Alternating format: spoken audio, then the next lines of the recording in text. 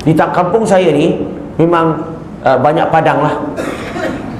Setiap Melayu, boleh dikatakan kebanyakan orang Melayu ni memang selain pada rumah dia, sebelah memang ada padang, sebab mereka ada tanah yang besar. Dan kami lebih selesa main kat playground. Tahu tak playground? Setiap taman dia ada playground. Dan playground selesa sebab rumput dia sentiasa terjaga lah, kebersihan terjaga, ada orang kemaskan sebab ini public punya. Tapi kami menghadapi satu cabaran bila nak main kat situ. Sebab dekat padang tu, playground tu, sebelah tu ada satu masjid. Orang-orang masjid dia tak selesa kaum lain main kat situ. Bukan masuk masjid, di padang, playground.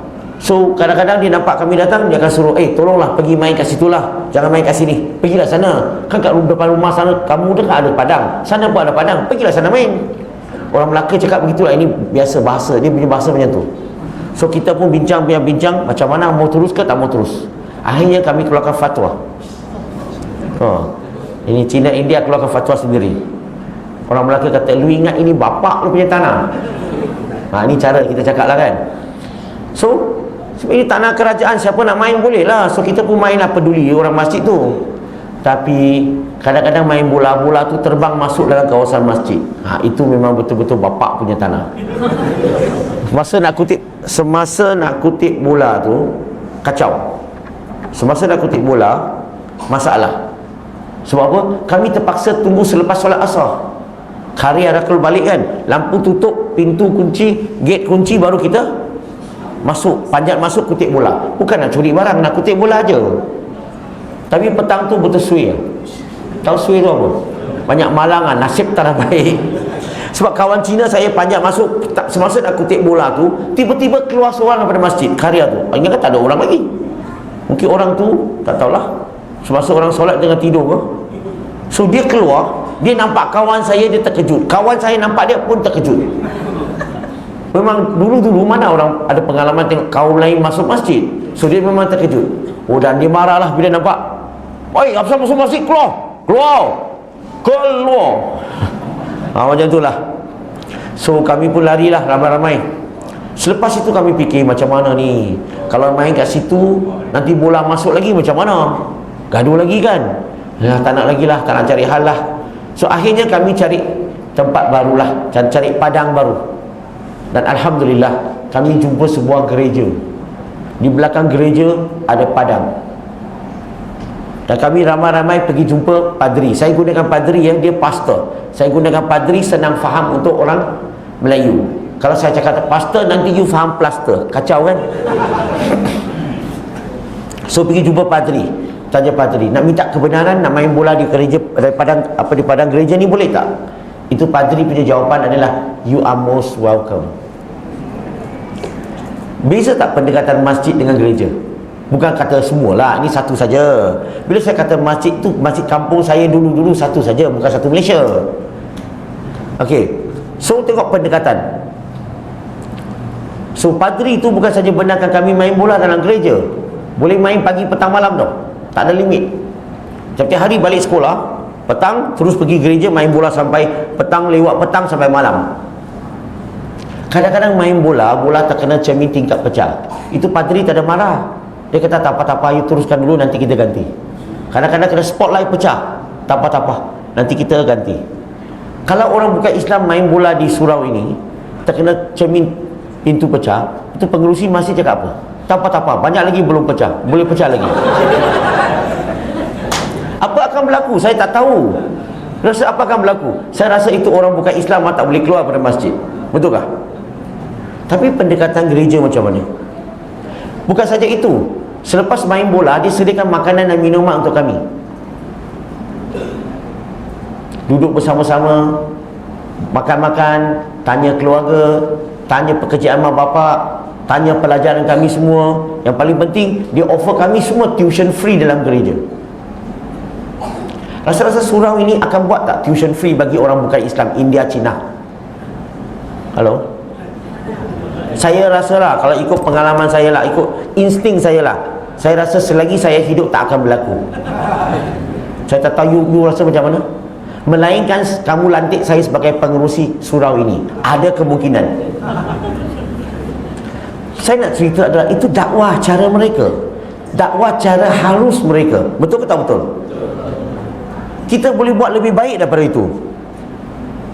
So selepas berbulan-bulan main, banyak cermin pecah, spotlight pecah, makan free, minum free, barulah padri datang ajak kami masuk ke dalam gereja. Bila dia jemput kami, dia kata minggu depan kami akan menyambut Christmas dan kami ada sediakan makanan khas untuk kamu semua dan hadiah untuk setiap orang. Oh, datang jemput kami.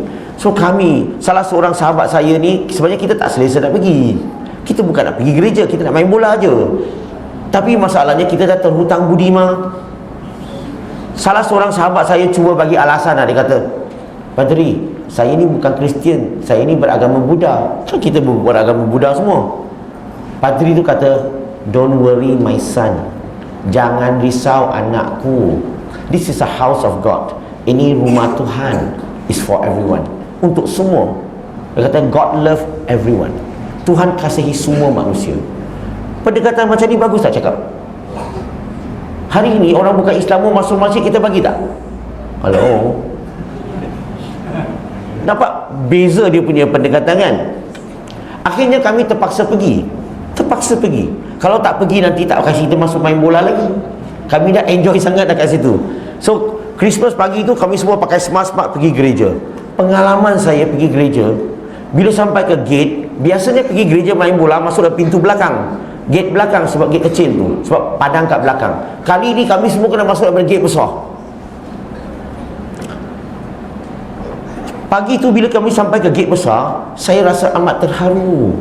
Kenapa? Sebab padri tu tunggu dekat gate, ketua-ketua gereja tunggu dekat gate dan menyambut tetamu mereka. Walaupun kami semua ni muda lagi tau, baru 14, 15, 16 tahun, tapi dia anggap mereka layan kami macam VIP tau. Tunggu dekat gate. Saya sudah masuk Islam lebih 22 tahun. Jarang-jarang penganjur tunggu saya kat gate. Malahan saya masuk mau cari mana satu penganjur. Beza tak? Beza kan? Pendekkan cerita, masuk ke dalam gereja. Tahu tak pengalaman bila masuk ke dalam gereja kali yang pertama dalam hidup saya, perkataan pertama keluar dari mulut saya adalah wow. Tahu tak wow tu apa? Cantiknya, bersihnya. Orang tu sangat friendly. Orang dalam gereja, muka 20 sen tak ada jumpa mana. Muka pecah rumah pun tak ada jumpa mana. Muka orang hutang duit tak bayar pun tak jumpa. Orang sangat-sangat friendly. Dia akan nampak orang datang, hi, how are you? My name is so and so. What is your name please? Ha, welcome. Is it your first time here? Yes. Would you like to sit together? Dia tahu nak layan. Memang syok lah. Macam pergi, bayangkan selama ini tak pernah orang menghargai kami, tiba-tiba pergi gereja, mereka anggap kita macam VIP. Oh, tak pernah jadi VIP kan? Dan bila masuk ke dalam gereja, saya sempat pergi ke tandas gereja tu, dan saya rasa memang special lah. Gereja di mereka ni sangat bersih, tandas ni sangat bersih, boleh jadi bilik tidur. Dia beza dengan selepas saya masuk Islam. Saya selalu dijemput bagi ceramah tau, di masjid, di surau seluruh Malaysia. Ada setengah-setengah sajalah masjid, dan bila saya lalu saja, saya tak jadi mau masuk. Tahu kenapa? Sebab bau dia pekat. Ada setengah-setengah masjid surau, bila masuk tandas, tak ada selesa punya. Satu tangan kena bawa macam ni. Tahu kenapa? Sebab pintu tu tak boleh kunci, tak ada kunci. Kurang asam. Ada setengah-setengah kita masuk, kita boleh dapat ada alien lagi. Ini bonus. Tahu tak alien tu apa? Buang air besar tak flush, kurang asam betul. Poin saya di sini, banyak bezanya saya lihat. Tapi itulah realiti sebelum ini. Tapi Alhamdulillah, 5 tahun kebelakangan ini, saya nampak banyak inisiatif yang telah diambil oleh Jabatan Agama untuk memastikan semua masjid surau jaga kebersihan, tandas dan sebagainya. Betul tak? Banyak peningkatan. Saya belum pergi tandas di sini lagi lah.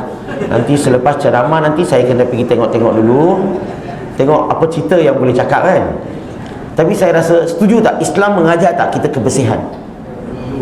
Sepatutnya kita kena jagalah, kemas, bersih, cantik. Sebab kita bukan saja untuk beribadah, kita nak ajak orang kepada Islam. Surau ni sepatutnya buka untuk orang bukan Islam. Dan dengar ceramah, macam contoh hari ini saya berkongsi pengalaman. Kalau ada orang bukan Islam datang, kan bagus. Itu boleh dakwah tak? Dakwah kan? Dalam agama Kristian tahu tak mereka sangat rajin untuk ajak orang ke gereja. Boleh dikatakan majoriti orang Cina di Malaysia yang bukan Kristian, yang semua dah pernah masuk gereja dah. Maksudnya mereka telah menyampaikan dakwah mereka kepada orang yang bukan Kristian. Tapi saya nak tanya, kawan kita bukan Islam pernah masuk tak masjid kita atau surau kita? Inilah cabaran kita kan.